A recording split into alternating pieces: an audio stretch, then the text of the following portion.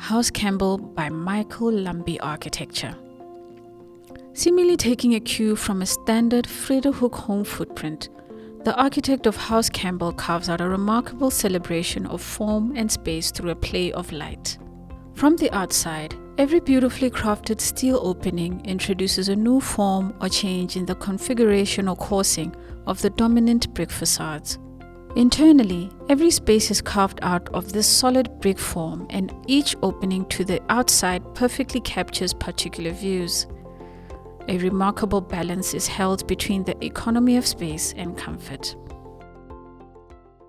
Augie Showroom by C76 Architecture. The Augie Showroom pays meticulous attention to detail and artisanship. Cleverly contrasted brick, light, glass, steel, plants and wood layers frame the materially rich journey throughout the spaces. Light washes over peaks through these surfaces at various moments and in various ways, adding even more complexity to the spaces. The imagery of layering is pushed further in the artful ordering of thresholds between the inner and outer realms. This building can be admired for its awe-inspiring achievement of conceptual and material coherence. House Straw, Additions, Alterations and Pool House by Len Joubert Architects. House Straw House was built on a rock outcrop on the western side of the Westcliff Ridge in Johannesburg. The pool house and main house are visually twined through their exterior style. The stark exterior face brick details were kept in the existing plain 1950s style, and steel and glass were added for a contemporary flourish. The interior is minimal. Wooden doors and floors surrounded by white walls throughout create sober white spaces to provide a receding backdrop for the client's art collection. University of the Free State Modular Lecture Space and Assessment Center by Root Architects and GXY Architects. The UFC building has set a high benchmark for spatial efficiency, rational planning, and technical competency. The functional and often utilitarian spaces respond to both the multi-purpose and flexibility needs of the University of the Free State, as well as the more global and pressing needs for a resource-efficient design future. Building services, energy efficiency, water capture, and thermal comfort have been seamlessly integrated into the layout of the building. The modular concept responds to open building principles of longevity and diversity of use of space. Sound strategies and easy movement routes are necessary for a building that can house hundreds of students simultaneously.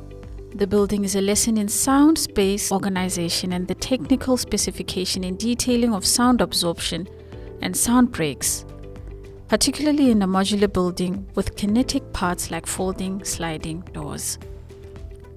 This large infill building helps complete an urban framework through its placing and strategic material choices, especially brickwork. Back to the Start by W Design Architecture Studio. This project displays restraint in designing and detailing of an already meritorious building from a modernist era. This was key to the success of the additions and alterations of this house in Waterkloof, Pretoria. In an already dramatic building, there are clear strategies of lighting dark spaces, expressing the new, different from the old, of walls touching the floors and ceiling slightly, through recessed shadow skirtings and cornices, creating the subtleties required of an already beautiful gem. The new apron pergola provides an integrating and shading device to the outdoor living spaces. Above all, the building reveres the Frank Lloyd Wright type generosity of interior spaces and exterior form, and yet creates a more contemporary feel from both the outside and inside without diminishing the original intent. That is a difficult thing to accomplish. It is a well-detailed building with care given to the individuality of each space, particularly in the more private areas. With a sensitivity to scale and its understated relationship to the street, the building stands in stark contrast to its neighbors as a restrained and distinguished project. New Preparatory School for the St. John's College by Penchak. The new prep school responds well to the progression of original architect Herbert Baker's historic courtyard buildings within the school campus. The additions by the currently awarded architect display extensive knowledge of and engagement with the site and its planning, and clearly contributes to the success of the building scheme. What reads as a tight corner of the site with geological challenges has been resolved with the building scale and proportion, creating a successful relationship with the existing buildings through the courtyard space between. State-of-the-art classrooms have been designed and no facility has been spared. The gallery space above provides stages and vantage points from the courtyard below, suggesting some of the symbolic religious origins in the history of the school. The contemporary language of the building, which is beautifully laid out and detailed, is a departure from the language of its surrounding and connected buildings. This differentiates it quite deliberately, which has contributed to the success of the scheme and its outstanding execution. Ode to Oak Pavilion by Rebel Base Collective. The Ode to Oak Pavilion is an esoteric yet relatable collaboration with the existing heritage structure. The structure is meticulously crafted for perennial climatic comfort while tantalizing the senses with its undulations. Only master artisanship could produce this form, which the architects called handmade. The resulting atmosphere is surprisingly mellow, directing views towards the lush green landscaped gardens. The pavilion is a daring engagement with heritage, electing to hold its own rather than fade into the background. Westbury Transformation and Development Center by Nzika Architects. The Westbury Transformation and Development Center combines a poetic control application of architectural elements with an artistic, sculptural quality. The design is agile, responding to challenging site conditions by applying proportion and scale to mediate between the existing and the new. An architectural embrace invites the community to a space tailor-made for their needs. The building's profound achievement is the community experiencing it as architecture with a small a, while the sophistication of its design and execution earn it a capital A. Jewel City by Gas Architecture Studios. Jewel City is the refurbishment of existing office buildings into efficient spaces for optimal inner-city living across 6 city blocks. The ground floor edges engage dynamically with pedestrian movement by carefully considering degrees of permeability. Closed edges present murals, while inner courtyards and thoroughfares offer retail and seating, enticing pedestrians to linger. These spaces modulate scale and thresholds intricately in the harsher context of the Maboneng outskirts. The significant and well-executed achievement does not announce itself brashly. WGP Bloomingdale's Hybrid New Additions and Alterations by DMV Architecture. The Bloomingdale's retail and office complex is viewed as a large-scale alterations and additions project with the existing ground floor buildings added to and retained. The building program and floor area were increased with the addition of an independent, lightweight steel structure above, with insertions of reimagined shipping containers. Large, voluminous public and circulation spaces create thresholds and less defined boundaries of upper and lower, old and new, and inside and outside. Playful street elevations of containerized spaces create visual and spatial interest. It is of particular interest that the architects achieved very large public and common spaces and walkways on a tight developer-driven overall budget. There is a robustness to the access and circulation spaces that can be read as in contrast to the more corporate office spaces, which are carefully detailed and well finished. The success of the project rests in the achievement of the surprisingly diverse nature of the development's tendency of smaller scale and larger scale businesses accommodated in the inventive arrangement of floor planning. 250 Buitengracht Street, Cape Town by Team Architects. At this somewhat uncomfortable knuckle between the Boerkap and Tamboerskloof, 250 Buitengracht Street is a new urban compact accommodation that generously accommodates extended living on a severely constricted urban site. Upon entry, one is struck by the generosity of this space, its comfortable proportions, and the opportunities for interaction.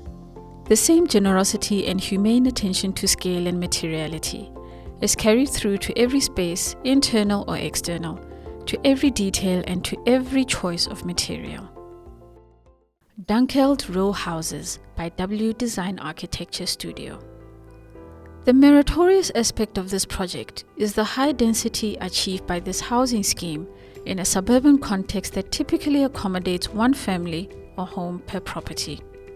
While aimed at the higher end of residential affordability, it still achieves higher population and built form density for the area.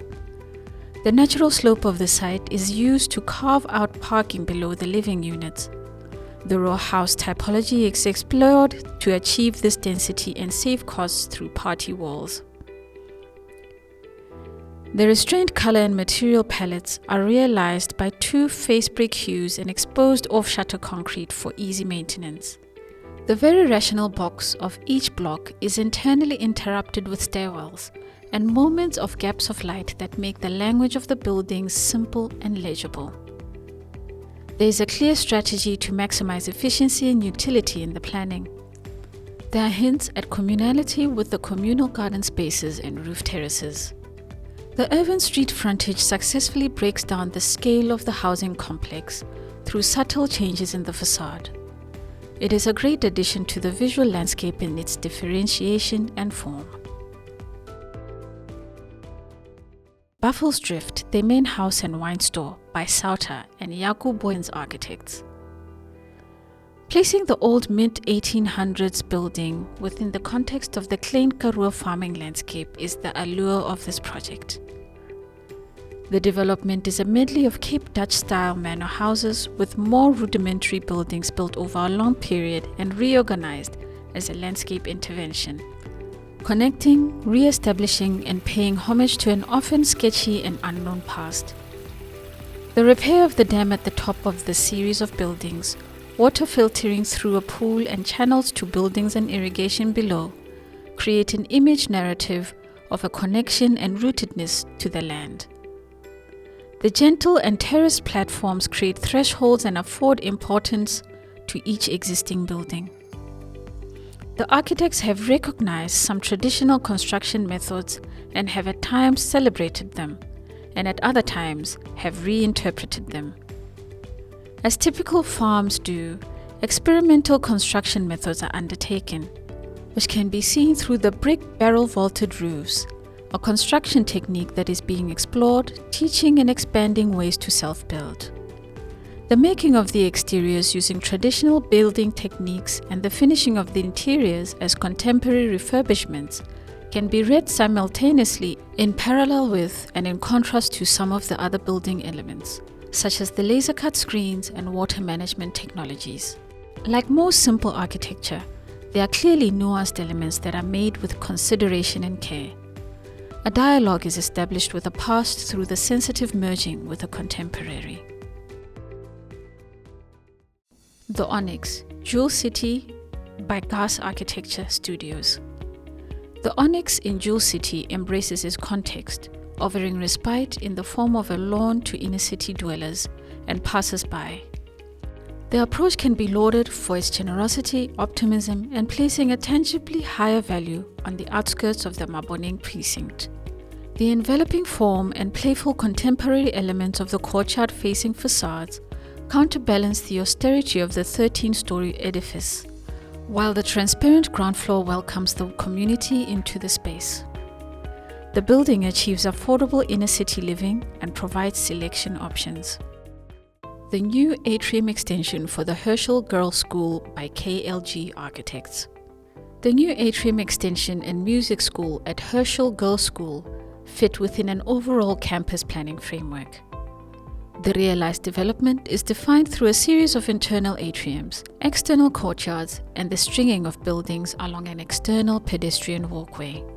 The building performs a specific task within an overall strategy that presents multiple access points to ensure its integration into the wider campus.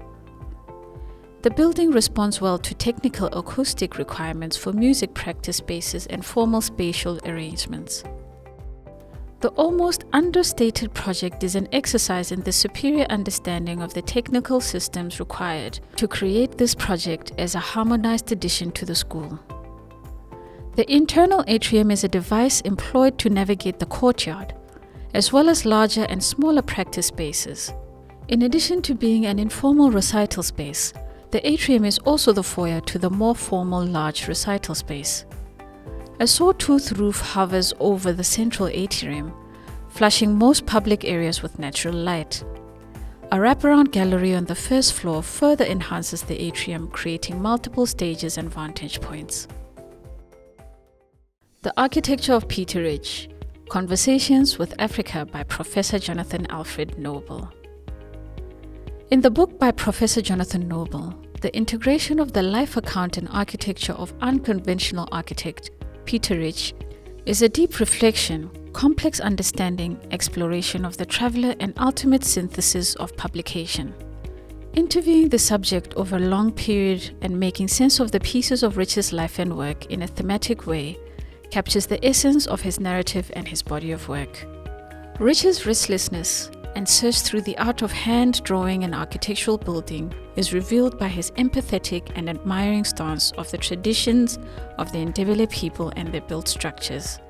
His own labor of love home, with its decades of work and palimpsest of the influence of the Ndebele lessons in material economy, technique and people and their sense of belonging, as well as landscapes and the beauty of ancient Mapungube. Peterage is and has been a prolific fixture in the South African architecture landscape and profession for decades, and this book is a homage and testament to the effects and influences he and his work have had and will continue to have. This book is an important part of the dialogue around what constitutes South African architectural knowledge, attitudes, and perspectives. The book may also be a provocation for future architects about what is possible, what is open for debate in the profession, and what is possible for the architect's role within it.